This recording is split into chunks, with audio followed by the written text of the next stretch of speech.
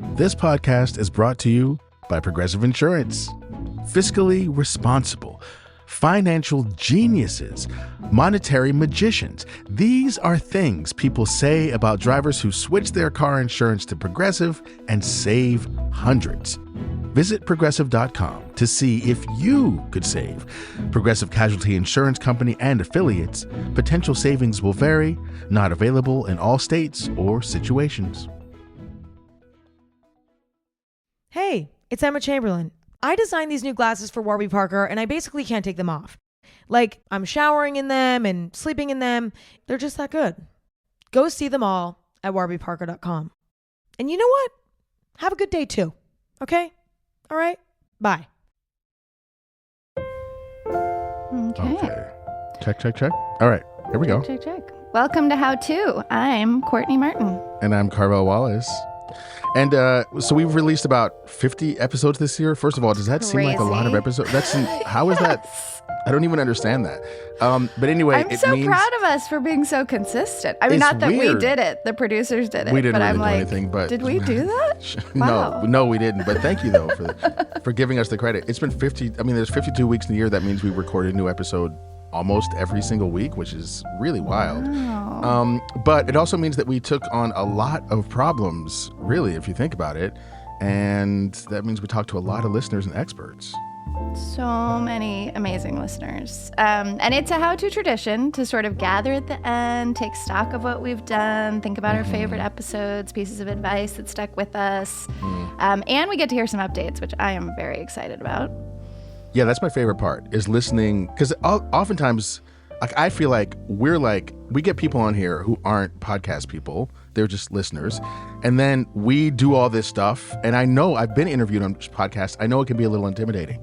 But I like it when like a month has passed and you've gone back to your family and you've tried this new stuff. I like that's when we really see if any of the advice that we helped, create was at all useful. Yeah. So if you lied to us and said it was helpful and it wasn't, will you please write in? We want to hear all about it. Please come back. Like, we need to know the real.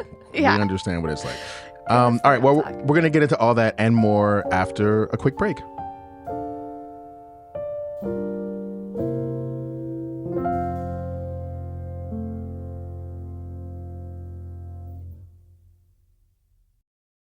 This episode is brought to you by Defender. For those who embrace the impossible, the Defender 110 is ready for the adventure. This legendary vehicle has been reimagined with modern design for a new generation of explorers.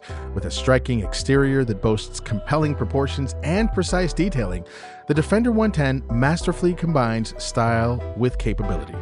The Defender is built with a durable, lightweight monocoque architecture to provide extra strength for your next great adventure. And its tough, rigid body design exudes confidence so that when you are behind the wheel, you will too. Engineered to meet challenges head-on and tested to the extreme, the Defender empowers you to explore with confidence and embrace the impossible, whether you're off-road or on. Ready for a wide range of adventures? The Defender family also features the two-door Defender 90, the Defender 110, and the Defender 130, which seats up to 8. A vehicle made to go further, the Defender 110. Learn more at LandRoverUSA.com/Defender.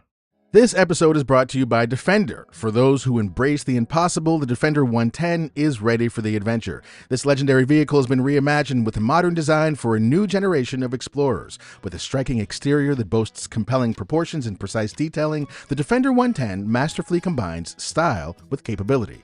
The Defender is built with a durable, lightweight monocoque architecture to provide extra strength for your next great adventure. And its tough, rigid body design exudes confidence so that when you're behind the wheel, you will too.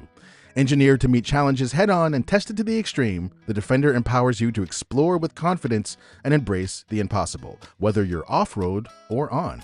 Are you ready for a wide range of adventures? The Defender family also features the two-door Defender 90, the Defender 110, and the Defender 130, which seats up to 8. A vehicle made to go further, the Defender 110. Learn more at LandRoverUSA.com/Defender.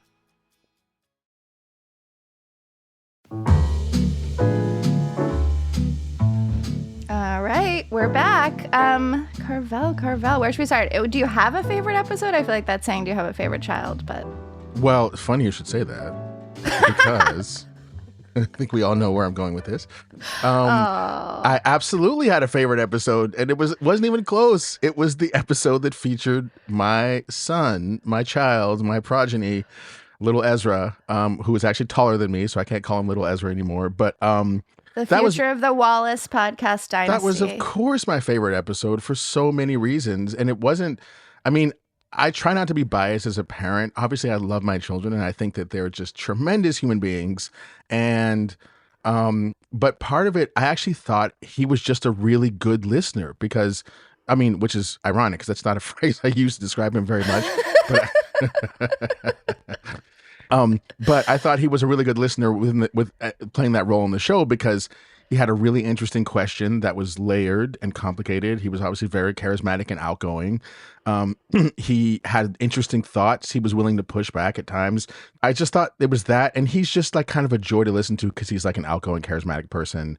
And he knows how to vibe with people. I thought the three of you got a great vibe going. I really did genuinely love that episode. And I don't think all of it was just because he's my son. Well, I am theoretically not biased because he's not my son, and I think he is the coolest guy ever. Like, I just so enjoyed being in conversation with him. And like listeners should know, that episode was twice as long, maybe 3 times as long as what was edited. Yes. So, Yeah. I mean, we just went in all sorts of incredible directions. He's a big talker. It's very hard to there's no concise conversation with that person. Like, once the door is open, conversation is going to be had for a very long time. Yeah. And the best part, well, not the best, I don't know, there's so many good parts, but one of the best parts was you would think when I said at the end, like, do you have any final questions? Like most humans would be like, oh, this is the moment where I say either no or I ask something like small, practical. And then he's just like, so what is the meaning of life? And I was like, oh my God, Ezra, we are 2 hours in. I love you so much. This is an incredible thing to say. Yeah, well, so then this is where I put on my multiple hats because just as an artist and a writer, I recognize in him that moment is like a brilliant like writing moment because he understands the irony of asking that as a parting question. He's not like, he's got an advanced sense of humor, like, like our family has a collective sense of humor that we've developed over the years, whatever. So he knows that like asking, do you have any final questions? Yes. What is the meaning of life is like inherently funny content, but it's also funny because it's based in like reality. He's not just saying it for the giggles. It's really his final question. So I was really impressed with him as like a listener, as a young person, as a creator, as a podcast person, as a talker, as a writer. Like I just was like, wow, this kid is coming along very nicely, and I'm very happy to see it from an external perspective. It was such a fun honor. And yeah, the episode is all about, Ezra is 21, right? Yeah. 21 years old, trying to kind of make his way in the world at this incredibly, broken, tender, beautiful moment and being like, what the heck actually matters? And so if you missed it, please listen to that episode. I have to tell you, at the end of the Ezra conversation, I had such an impulse to be like he was like, what is the meaning of life? And I really wanted to be like, what are you going to eat for dinner? Like, I just like wanted to like make sure he had like had something in the fridge. Yeah. Like he was like taking care of his like basic needs because he's just so dreamy that I thought, man, this kid, I want to feed him. Yeah. Well, it's the thing where, kids, one thing I've learned about parenting is that everyone is sort of starts off with like an overabundance of something and they learn to fill in the rest as life goes on. And like, you can help them fill in the rest, but they're going to figure it out. So like Ezra began with an overabundance of philosophical dreaminess and he's like had to figure out, and he has, how to go to work and what's going to eat for dinner and how he's going to pay rent. And he's sort of putting it together, and I can be like, okay, he's learning it. Georgia began with an overabundance of produce, finish, make sure everything is right, color within the lines, make sure the authority figures are happy. And she had to fill it in with a little bit of like stonerism. Wait a second, this is bullshit. What the fuck? Like she had, you know what I mean? And so, but I've watched both of them build up what they need to build up to fill in what they didn't start with. So I think it's okay. Oh, I love that. And they can be models for each other of moving toward. They really the thing, are. They're like That's best very friends. Cool. Oh, so I think they teach each other a lot, for sure. That's the best. Well, speaking of sibling best friends, yes, it is not my favorite episode because it was an experience of deep vulnerability of like being the listener on the show. We did an episode about how my dad has dementia, and my brother and I are stepping in to take care of him. And you and our expert, Alison Applebaum, did such a beautiful job. And I did find it like deeply honoring to have everyone's attention and to have that conversation with my brother. And I was very excited my brother's poetry snuck in at the end. That made me super happy. But it was hard. And it was a good empathy exercise for me of like, this is the kind of vulnerability, depending on the topic. Obviously, some of our topics are a little, less intense than others. But when people come to us with like real relational shit, it is not easy to just like expose yourself in that way. So I'm really glad I did that. And I did get a lot from it.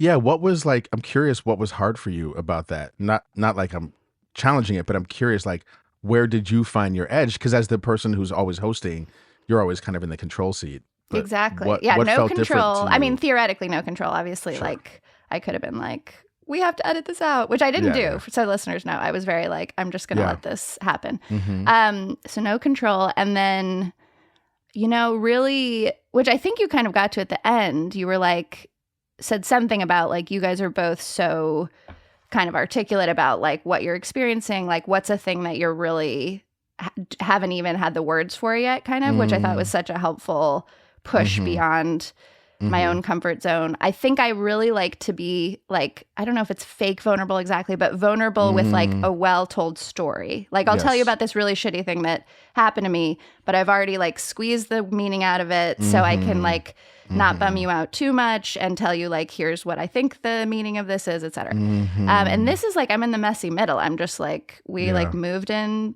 now I guess it's 5 months ago. We're like, still haven't figured out his care situation. We're like every day just like trying to make it work. So doing it in the middle of the mess made me vulnerable. And I do think that's what makes for the best shows for How To is when people come to us in the middle of the mess. Because sometimes someone will come to us and will be like, I think they actually kind of already figured this out. Like they wanted some support, but like they actually kind of are already great at this thing or whatever. Yeah.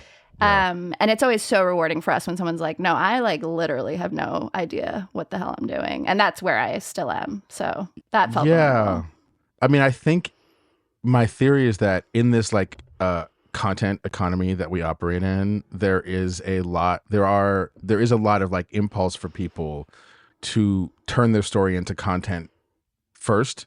Yeah. And then go and present the content, which can be interesting and you can even like get a few clicks off it, but it's not really the problem, And I think that doing like coming at the story from content first does make it hard for people to actually connect, because you're listening to someone who's got a well-told story about vulnerability and you're sitting at home actually vulnerable, and the two aren't really adding up. And so you're feeling, it's a little bit like, I just listened to the exercise episode yesterday. It's a little bit like the difference between watching a fit person perform exercise on Instagram and being just like uncomfortable in the gym, like you can't stretch and you feel like out of shape and weird.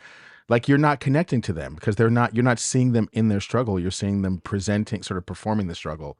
And I think that's the same with storytelling too. So it is always good whenever we get people to that moment where we're like, yeah, I don't actually know what I'm doing or what the answer is, and I don't know how to figure it out. I think that's allows our work to like maybe be more relevant to more people. That's beautiful. I love that. And I don't feel like you can ever tell someone like, trust me, like we just have to prove it. But I do hope listeners will know that like you and I do really aspire to hold people with a lot of tenderness who are in the middle of that, and our producers do. And it's one of the things I think I'm proud of the show is like we really do care about listeners. As we said, getting answers, even though there's no one answer, and also just being taken care of in the middle of hard stuff. So that's good.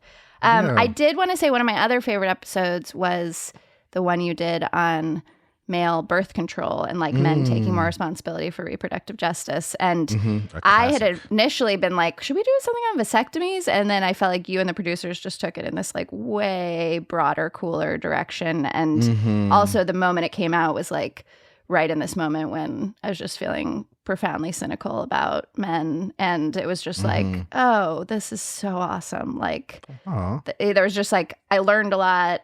It just made me feel like there's like a lot going on that I'm not aware of in terms of like people trying to think about this and take action. So that was really cool. Yeah, I'm really glad that we got a chance to look at that. It just was that was an angle I'd never heard of it from. Always you hear vasectomy, vasectomy, vasectomy. You never hear like, why is birth control a women's issue? Period.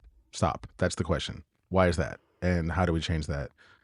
So I think probably the cool thing I learned from that is that, I mean, I never heard it explained that was a relatively recent phenomenon having to do with like, once again, the markets and health insurance and the creation of the pill and, like all the corporate factors that sort of like made it that the cultural conversation around birth control shifted to women when really I would argue might even should be men 100%, but that's just my 2 cents. So yeah, I really did like that episode too. Nice. I was wondering if there were listeners that really stuck with you as opposed to like topics or, what we got to in terms of the answers, but just like the human beings we had on this show. Were there any human beings that you were just like, man, I can't stop thinking about that person? That's a great question. I like, okay, so weirdly enough, the gap year listener, which we never talk about, that kid, he stuck with me a little bit because he was like one of the only guests all year who like pushed back on us. He was like pushed back on the expert. Like the expert would say something, he'd be like, "No, I don't think so. That doesn't sound right." I was like, "Damn." I also really liked, and this is going way back. I liked we did those 3 series on friendships, how to find friends in unexpected places, how to evolve a friendship, how to let go of a friendship. Oh yeah. The episode about how to let go of a friendship that we did with Carissa Potter, I really liked but I really resonated with the listener in that episode because it was like just listening to someone process a heartbreak in real time, and more to the point, like processing the powerlessness of heartbreak, the powerlessness that we have in heartbreak, which I think is one of the phases of understanding a rupture in a relationship, is the painful realization that you actually can't change it. And I relate to that so deeply from having lost relationships that are important to me over the course of my life. And that listener, I just really, she really stuck with me. And another one is, of course, the mom on how to cope with forever parenting. Like it's just that listener also I've really thought about her almost every day and her lived experience and wonder how she was doing. And yeah, it was really powerful and touching to have that conversation with her for me. What about you? Yeah, that was an amazing episode. I really fell for the how to flirt listener who was the guy who was like at the gym trying to figure out. He just like, I just wanted to hang out with him. I just kind of kept thinking like, I wish I could just like be this guy's wingman somewhere. So he really stuck with me. And then I also really liked the How to Be Lonely episode, both our expert, but also our listener. I just felt like we got into some texture about loneliness that only could have happened with those 2 people because they are just like capable of that kind of texture. And the listener, she just was able to talk about like the subtleties of loneliness in a way that I found really compelling, and it helped me think differently about my own loneliness. She kind of talked even about the kind of getting back to this, performance of vulnerability thing we were talking about. She was talking a lot about how she just like peppers people with questions and then leaves an interaction feeling a little lonely. And I was like, oh shit, I do that. And I just like had never, I always, I know sometimes question asking cannot be benevolent, but generally I am very curious and I love learning about people. So it's like noticing that in myself, like when does it cross over into me being like, let's not talk about me, let's talk about you some more. Totally. And then I'm going to leave and be like, why didn't they ask me about me? It's just like, what the hell? You're like creating that rhythm and then you're like feeling lonely. Yeah, you didn't really connect because connection is like a 2-way street, not to like, like Sesame Streetify it, but it really is. Please do. And so there's got to be some, I think a lot of times in our current lack of practice around being together, especially since the pandemic, I just think that sometimes we don't know that it's a 2-way street. We have to also give something in order to feel connection as opposed to just like taking something. Yeah, totally. What about, was there any advice that you followed that one of our listeners got? Yeah, the whole thing about making a checklist for end of life care was probably like the most practical. Like I literally was like, oh, a checklist. I need to actually do this right now because I've done some end of life prep stuff. Like, I remember early in pandemic, me and my ex-wife had a conversation about, well, we should probably, just like figure out what we're doing and what happens and who's got insurance and where and what, and so like we kind of did some documents around that, but it was like it was not complete and things have even changed. The whole password thing is actually really the one that I keep thinking about every time I have to, I can't remember my passwords. I'm like, how are they going to figure out how to get into these accounts? Totally. So I just think the year-end checklist, just making it something that was palatable and like you can just do A, B, and C, and D. That's been really helpful to me to just sort of get the task organized in my mind. Yeah, what about you? Well, before I do that, can I tell you my favorite creepy password story? Oh, yes, please. I love a creepy password story. I think this is no longer my husband's family's like universal password, so I can say this. And if it isn't, Danny, Johnny, Megan, Colleen, Andy, change your passwords. Those are wow, all you're really siblings. giving out the names too. Yeah, exactly. Can you just give out their social security numbers and addresses as well so we make sure the right people hear this? Go ahead. When they were little kids, remember that moment in the 80s when like people would say like you don't go with someone unless they know the secret word? Did you ever have that as a kid? I do remember that. Yeah, that was during, like the our whole most sophisticated satanic technology. Panic, sort of just like constantly you worried that kids are going to be snatched up by strangers era. I do remember that. Exactly. Yeah. So my husband's family, when they were all little kids, the password that meant you could go with the person picking you up was finger jello. Isn't that the most disgusting password for small children? That is really something. I just could not believe that. The first time I was at his house and his mom was like upstairs and he's like, Mom, what's the password to the internet? And she's just like, finger jello, Johnny. I was like, oh my God, that is the wild. problem with that is that if there is anyone who's going to say finger jello, it's going to be some kind of like creep. That's what I'm saying. It's the creepiest word I've ever. It's like saying candy. Like if this guy says candy to you, then get in his van. But if he doesn't, he's good. Yeah. Oh God. Don't do it. Okay. That image is going to be stuck in my head all day. A real aside for you. What advice? I have tried to do our reducing drinking episode. The recommendation was 3 days a week, 3 drinks during that day. And I adjusted it for myself to be 2 days a week, 2 drinks during that time. I haven't stuck to it always, but I have had this moment like on a Sunday where I'll be like, okay, like what's happening this week? Like when do I want to like really like chill, enjoy a drink, and when is it like, and then sometimes I'll spontaneously just be like, I want to have a beer, I'm cooking dinner, and like it would feel really nice right now, so I'm gonna do that. But it's just been kind of nice to have like a little primer for me. Yeah, that makes sense. So I don't know, that kind of worked for me. And then I totally failed. I so meant to do weight training, strength training. We did a good episode about like older women getting into it, and I failed. So that 2025, How did I'm going to lift a weight. Yeah, how are you making it I failed as a past tense thing? I don't get it. Was there like a time limit? Was there a window that in which... Thank you, Carvell. Like, I don't know. I just like, I'm like, it's been months and I haven't even taken like 1 5-pound weight and like tried to lift it. My mom, thankfully, we moved with my mom. My mom came with some free weights. So they're in the garage. There you go. Yeah. And like, actually, the episode that just came out, like recently, was not about weight training in specific, but was about like developing a relationship with exercise in general. One of the things we learned from that episode is that, yes, there is no window. There is no like, I failed, end of story, because once you have that, then you don't try anymore. You're like, well, I didn't do it right away, so I failed, so it's like over. No, you actually get to be like, okay, I can do something now. I could do a little something. Turns out I still have a body. Turns out you still have a body. And for now, I have more minutes. So that's what I'm saying. Yeah. So okay. I like that. Thank you. I really appreciate that. Is there anything you have not yet done from our advice that you would like to do? I haven't done the death checklist. I mean, just because I said it was okay. I thought you did it. Okay. No, goodness no. What? I just was like, that sounds great. Anyway, back to Instagram.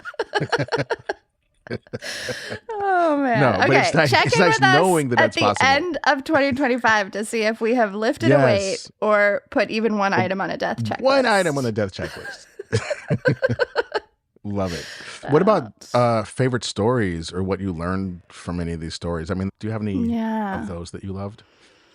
I did find it so tender and relatable when we were talking to the woman about judgment. And then somehow, I can't even remember how it happened, but she's just like, oh yeah, she was talking about how she's always sort of preemptively judging people so as not to be vulnerable during like the early moments of a friendship. Like she's kind of like, oh, well, they have dumb glasses anyway, so if they don't like me, like that's fine. And then somehow either the expert or I asked her something that made her tell the story of how like when she was in 4th grade, she like approached someone to ask them if they would like work on a group project with her or something, and they said no, and she was just crushed. And I was like, oh my God, like every single weird thing we do as adults, you just can like draw this little dotted line to 4th grade. And especially having a daughter in 4th grade, I was just like, oh man, it's like so plain, you know? Yeah. I mean, I think when I think about like meta thesis of this show, how to like get through and over the stuff that we're troubled and traumatized by from our childhoods so that we can show up in relationships in an honest way is like, that's like, at least that's the way I always think of almost everything that we talk about in the show, and really almost everything I think about in general. If you read my book, you know that that's a big part of what I'm writing about. But along those lines, I think about, when we did the episode of how to date after a disability. Oh, I love that one. Which I really loved that episode as well. And I remember that there was like the two guests, the two experts talked about how they disclose about their disabilities to their partners, their current partners, Jessica Slice and Caroline Cupp. And I remember Caroline Cupp saying that, she basically was like put her disability out in front and went out on a date with her person who would later be a partner, and it was revealed that she had this disability, and they went on a date and had a good time, and then the partner kind of ghosted for like a couple of, I think it was maybe like a couple of weeks or something. The partner was also had a disability, and she was feeling really like worried about that and kind of upset and a little hurt, and then finally they got back in touch, and she said like, what was all that? And the partner was like, I just needed some time to really think about what our life would be like together, like with two people having a disability, how do we make our way in the world? And I just needed some time to think about that. And I think she said that having that on the table and having it be like, this is real life. It's like, it's not, maybe not fun or bubbly or sexy, but it's a real thing. There's something about that story that I just love because it has to do with, again, like not being afraid to take a person seriously. Like, not being afraid to take a relationship seriously or take a possibility seriously. So much in dating, we're like, well, you can't immediately start thinking about a long-term relationship because then you're going to be too thirsty and you're going to scare them away and you got to pretend like you don't care. And it's like, all that stuff is just us trying to protect the 4th grader, who got rejected in, science class or whatever. And it's like, we're adults, man. Like at a certain point, you got to be like honest and real and say like, yeah, I had a great time with this person. Of course I'm thinking about what it would be like to have a life together. And I actually need to take that seriously. And I just think not taking relationships and people seriously is a big part of how we hurt each other in either purposefully or inadvertently. And it's like, I just love that story because it's about people being adults, Yeah.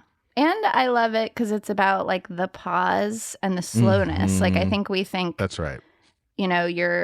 You hurt people by not responding immediately, by not like just like knowing what you want immediately. I'm kind of a slow processor, so sometimes I just feel like people think I'm not like responding, but I'm like, I just actually need time. Like my body has to metabolize like feelings and thoughts, and then I can talk about them later. And I know other people are much more rapid naturally with like knowing what they want or how they feel, but that's not how I'm built. So I just love that model of like, oh, that's like such a respectful thing, both to her and the potential partner. That's right. Yeah. I love that story. Yeah.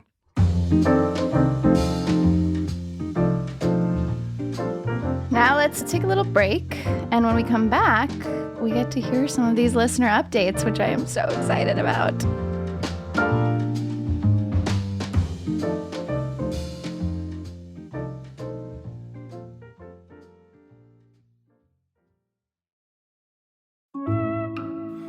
This podcast is brought to you by Progressive Insurance. You chose to hit play on this podcast today? Smart choice. Progressive loves to help people make smart choices, and that's why they offer a tool called Auto Quote Explorer that allows you to compare your Progressive car insurance quote with rates from other companies, so you can save time on the research and can enjoy savings when you choose the best rate for you. Give it a try after this episode at Progressive.com. Progressive Casualty Insurance Company and Affiliates. Not available in all states and situations. Prices vary based on how you buy. AI could transform how we use computers and what computer technology can do. It's storming every industry and literally billions of dollars are being invested. So, buckle up. The problem is that AI needs a lot of speed and processing power, so how do you compete without costs spiraling out of control? It's time to upgrade to the next generation of the cloud, Oracle Cloud Infrastructure, or OCI. OCI is a single platform for your infrastructure, database, application development, and AI needs. OCI has 4 to 8 times the bandwidth of other clouds, offers one consistent price instead of variable regional pricing, and of course, nobody does data better than Oracle. So now you can train your AI models at twice the speed and less than half the cost of other clouds. If you want to do more and spend less, like Uber, 8x8, and Databricks Mosaic, take a free test drive of OCI at oracle.com/how-to. That's oracle.com/how-to. oracle.com/how-to.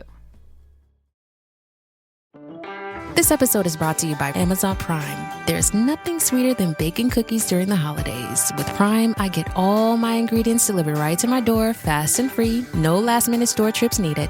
And of course, I blast my favorite holiday playlist on Amazon Music. It's the ultimate soundtrack for creating unforgettable memories. From streaming to shopping, it's on Prime. Visit Amazon.com/Prime to get more out of whatever you're into.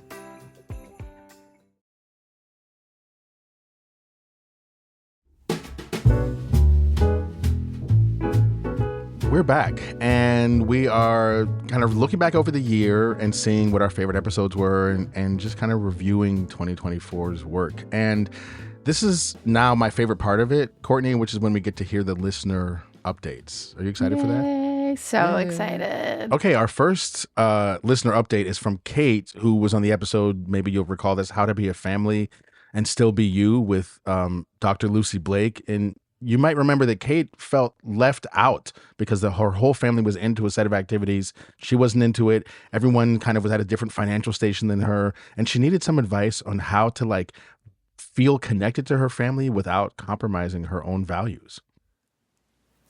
Hello, this is Kate. I had the opportunity to speak with Dr. Lucy Blake a few months ago when I asked her how to feel like less of a black sheep when spending extended amounts of time with my family. In terms of an update, I'm happy to report that things really are feeling much better. I think there have been some changes in the way that I actually act around my family, and also some changes in the way that I think about my relationships with my family. So the first change came from Lucy's advice to spend some time building one-on-one or two-on-one relationships with members of my family outside of these large whole group settings that had been really challenging for me. I've had a chance to do this in both small and large ways over the past few months, and I am so happy to share that I really am feeling closer to these members of my family and feeling far less pressure to kind of go along with the group just for the sake of going along when I am actually spending more time in one-on-one or two-on-one settings. That's helped me feel more authentic and also just enjoy the time more. The second change came as a direct result of Carvell's excellent advice to think about the story that I'm telling myself, about my family, and how my family sees me. That story was really shaping the way that I viewed interactions with my family, and I don't think that story was really serving me. Thanks to Carvell's advice, I've had a chance to rethink this story and notice when I'm catching myself sliding back into that old story. Even if it's just a series of small changes, there may actually be more room for change and growth than you think there is. And oftentimes just sharing your story with someone else who can provide an outside perspective can shake things up enough for that change to really occur. Thank you all so much, and happy holidays.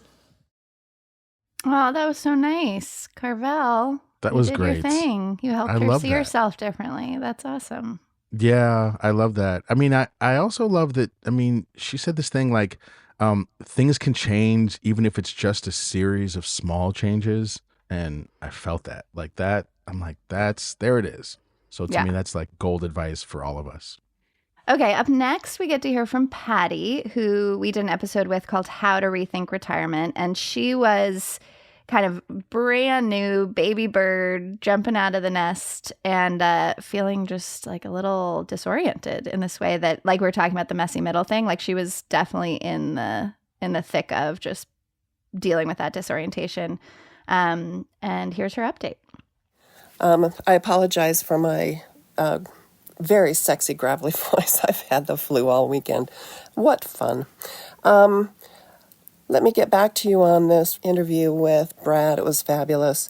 What struck me with his conversation was the focus on this next act as a transition and not just a next gig. I was stuck in parameters of a job, after decades. Is something that is hard to get out of the system. Goals and achievements and were the primary focus, and I think, talking about a transition instead of like that next job or that next gig was able to free me up to a lightness of being that I think I had not appreciated or actually had the opportunity to experience in quite a long time. I found it's a gentler way of moving through my life now. I don't take things as seriously unless they're incredibly serious things to take seriously. So I found it remarkably satisfying to pursue a depth and substance of meaningful pursuits instead of a superficial checklist of activities and FOMOs. The to-don't list, as someone called it, has become a big part of my life these days. It's amazing how many things I can easily scratch off my list that I just truly don't need to do anymore. Oh, I love that. The phrase, free me up to a lightness of being. Exactly. I'm like, what? Yeah. That's real shit right there. Yeah, no, I agree. That's just beautiful. I don't even have much to add because I feel like that very much speaks for itself. Yeah. Make your to-don't list next to your death list, I guess, yes, also. There you go. And that was the expert was Brad Stolberg, who's an expert on like dealing with big change, not just retirement, but all kinds of things if people want to check out his work. Yeah. Yeah. All right. Our next listener is a listener that I also loved hearing from, and that was Elle from the episode How to Put a Toxic Job Behind You with our expert Rudir Christel. Hi, this is Elle, and I recorded an episode with Rudir Christel and Carvell in July. I wanted to give you a little update, just in case you wondered how things were working out. First, I want to say my episode was about leaving a toxic job and what to do to sort of move on and find something better. And I really feel like the episode helped clarify for me what better would look like and what I really needed to be looking for in a job. I wanted to share that I took a job shortly after the episode aired with another kind of social service organization where I'm working directly with students in the schools, and that's been great for me. Certain parts of it are obviously not what I expected or was prepared for, but I feel like I'm adjusting well. I'm also trying to take better care of my mental health, and I think that's an ongoing process, but it's so important. And I do feel like this employer is a little more accepting and accommodating for those issues. So that's been great too. Because it will never be better if you're stuck in those old traumatized patterns. But anyway, thanks very much for the advice this year. I really enjoyed my experience on the show, and I wish you all happy holidays.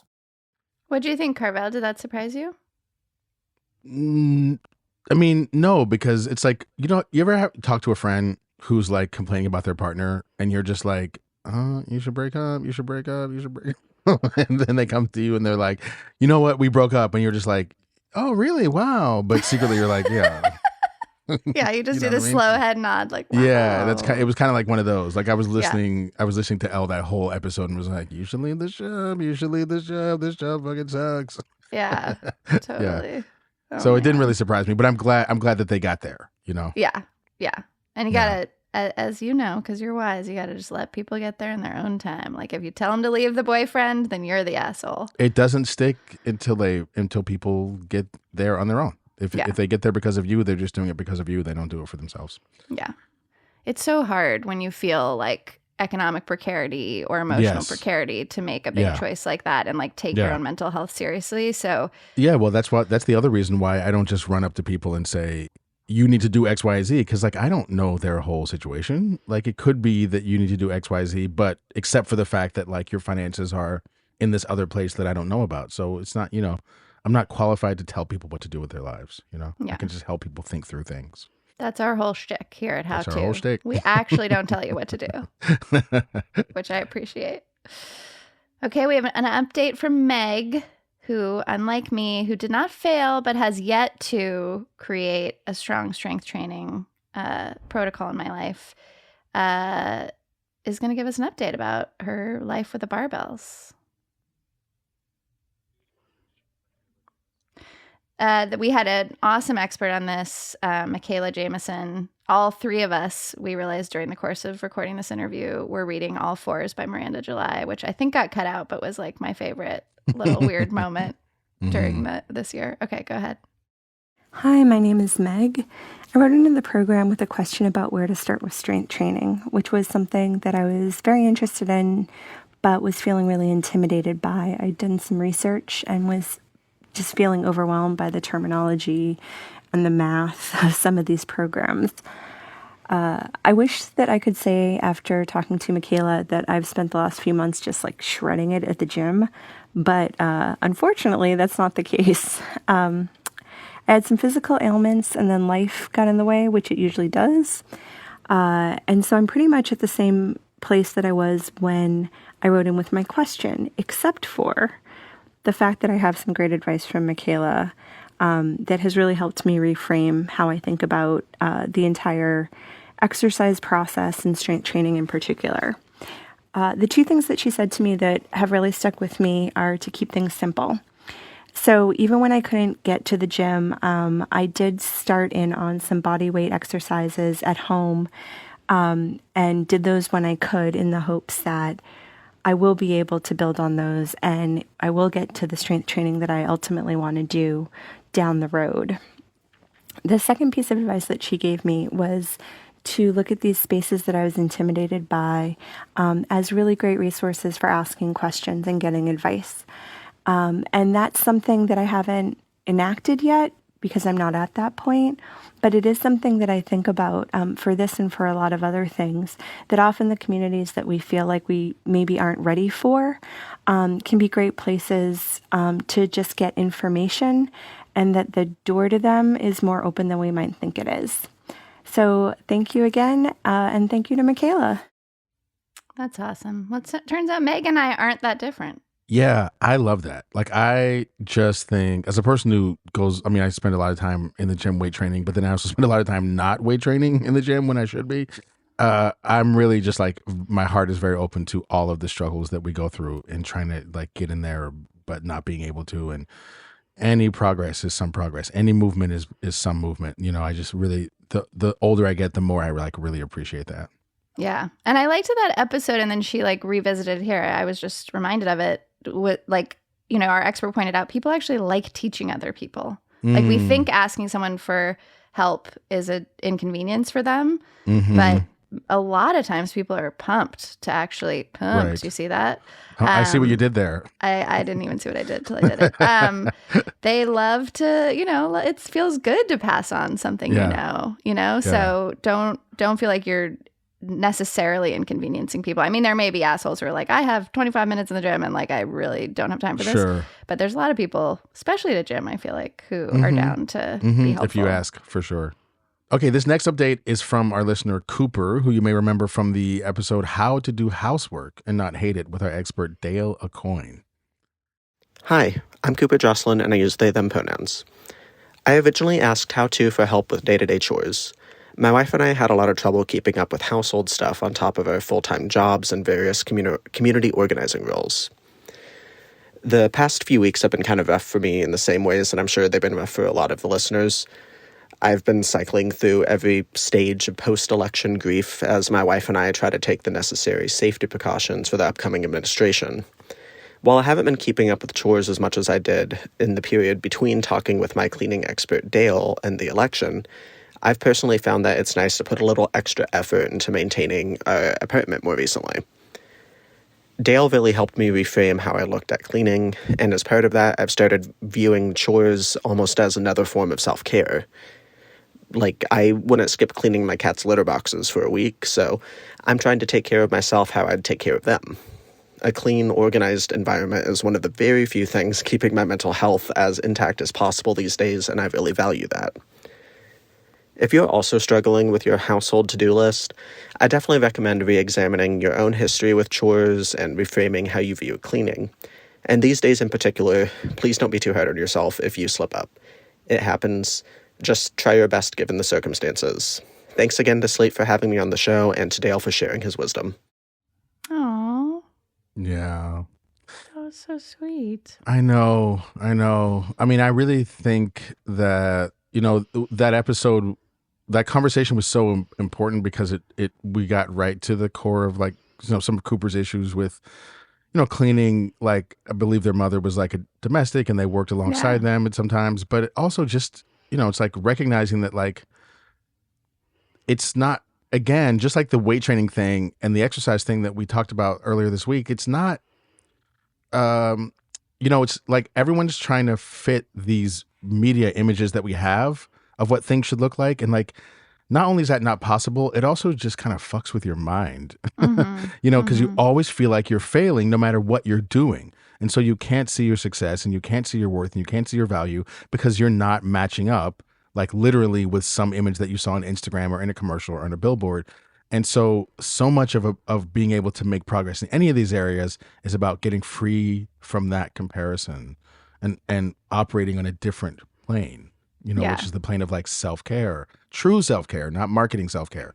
And actually letting yourself truly just thinking of it as dealing, caring for yourself, especially in a time if Cooper, you identify as trans and you're in a situation where you really don't know what the future is going to hold for you or your loved ones.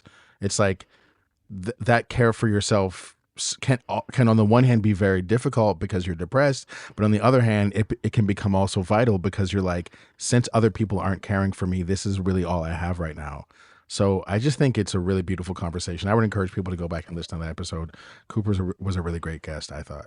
Yeah, that was such a good episode. I also hear one of the themes here that comes up in so many of our episodes, which is this paradox of control. It's there's sort of there's so much I can't control in the big world. There's only what I can control in this little world of my place. That's right. And, that's, I think, the lesson of so many of our episodes is you can't control shit and you can control a little bit of shit that might make you feel better, but don't beat yourself up about it. Yeah, it's for real. The sort of summary. It's a real balance. It's a real surfing act. You're just sort of it's a balance, Yeah. Yeah. We have an update now from a very memorable listener, Ari, who folks might remember is an academic who had this podcast about Taylor Swift, which I thought was really fun. And we had an extremely helpful, I thought, very practical expert, Lauren Pissell. Check it out. Hi, y'all. I hope y'all are doing well. My name is Ari Perez, and I got help from Lauren Pissell on how to grow my podcast and hopefully get more listeners. Since the episode taped and then aired, I have put a lot of work into preparing season 2 of the podcast, kind of come up with new ideas and a theme. I got a lot of advice from Lauren on how to structure it well so that there could be some organic growth, and I've been really putting those to use. And then I've also trying to develop some pitches to do collaborative episodes like she suggested with some other folks. She said not to be shy about coming up with an idea and just pitching it so that that would be an easier take. So with the semester, it's been a little slow going. I've had some other projects going on, but I've come up with 3 ideas that I'm hopeful to develop soon, and hopefully both have an awesome project to do with podcasters that I admire and would love to work with, just like I did with y'all, but also bring some new listenership into my podcast. So it was awesome to be on the episode. It was a great experience. I really learned a lot of it, and it really changed my way of thinking about things and kind of opened my eyes to a lot of different things. And I hope you have a wonderful end of the year. It's great. I sent this one to a bunch of people. Mm-hmm. This one was like very practical. Yeah. Well, I think Lauren is really good at what she does. And I also love, I just remember that the title of the podcast was What Are Taylor Swift Studies Anyways? Which I love that title. But no, I mean, it's actually, I think I had kind of a breakthrough about how advice works when I was listening to this episode, because what dawned on me about it is that so much of it is just like people pointing your vision towards places that you hadn't been able to point it before. So much of it is about a change in perspective. And I thought that like Ari, like what Lauren was able to do is just like, she was able to say like, from this vantage point as a person who thinks about podcasts all the time, and that's my job, I can sort of point you towards looking at things and thinking of things that just weren't in your view. And once they get in your view, then you can now synthesize them into your work. And like, you know, that it's so much of it is a perspective shift. Yeah. You know, and it's not necessarily new information, or it's not necessarily fixing anything. It's just helping people like look at things in a slightly different way.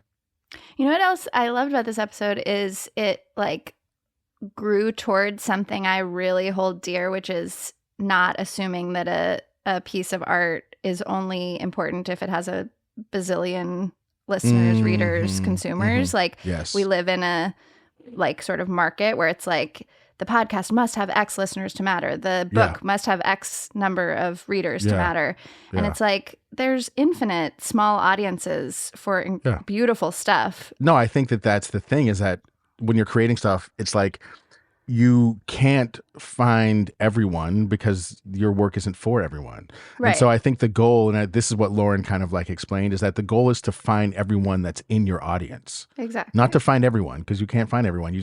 There are all the people out there who want to do an academic approach to Taylor Swift.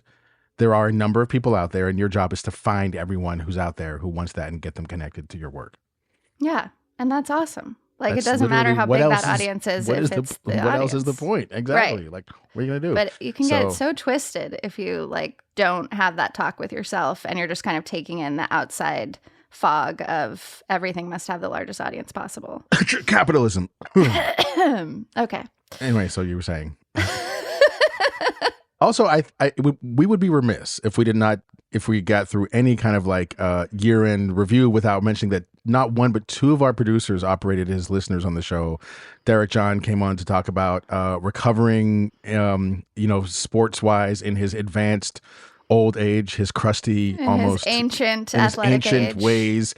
And then Joel Meyer came on to talk about having a great garage sale. And both of those listeners have given us updates that they're doing great. Derek, I think, is actually a front runner in the MVP conversation, if I'm not mistaken. Yeah. I think geriatric captain of the team. He's averaging a triple-double, if I'm not mistaken. And and then Joel Meyer just like continues to, had success at his garage sale. He's, of course, like replaced everything that he sold, because that is the way. For twice as much money as he sold anything for.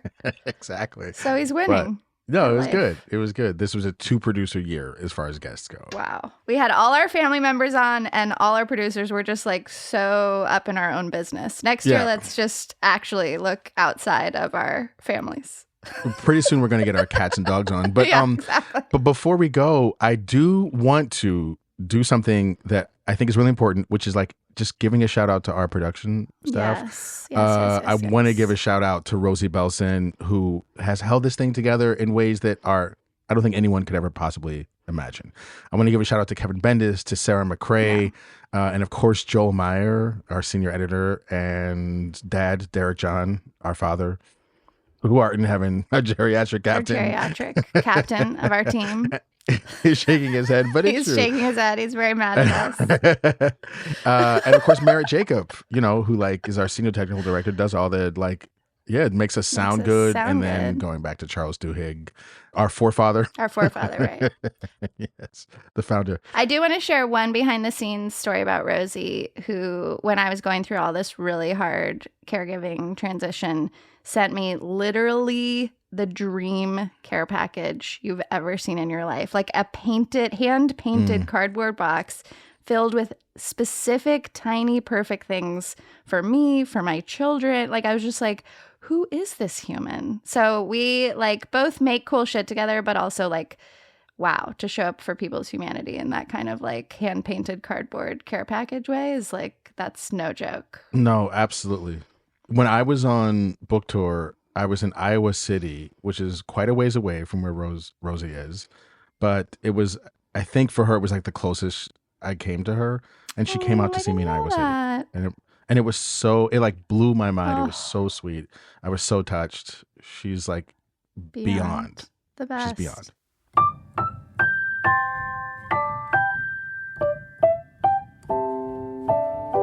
And of course, the final people that we want to thank is you, our listeners, who make this show possible. And if you have a question or a conundrum that we can help solve, why don't you go ahead and send us a note at howto@slate.com or leave us a voicemail at 646-495-4001. And we might have you on the show. And tell your friends and family about our show because that helps us help more people. If you're a Slate Plus member, stick around for our final quick fix installment of the year. Courtney and I are going to talk about some of our favorite books and Substacks and movies from the year. Plus, we're going to reflect on what worked and what didn't work for us personally this year and how that's making us think about 2025. That extra episode is available to Slate Plus members. If you aren't already a Slate Plus member, you can subscribe now on Apple Podcasts by clicking Try Free at the top of the How To Show page, or visit slate.com/howtoplus to get access wherever you listen. The episode is available for you to listen to right now. We'll see you over there.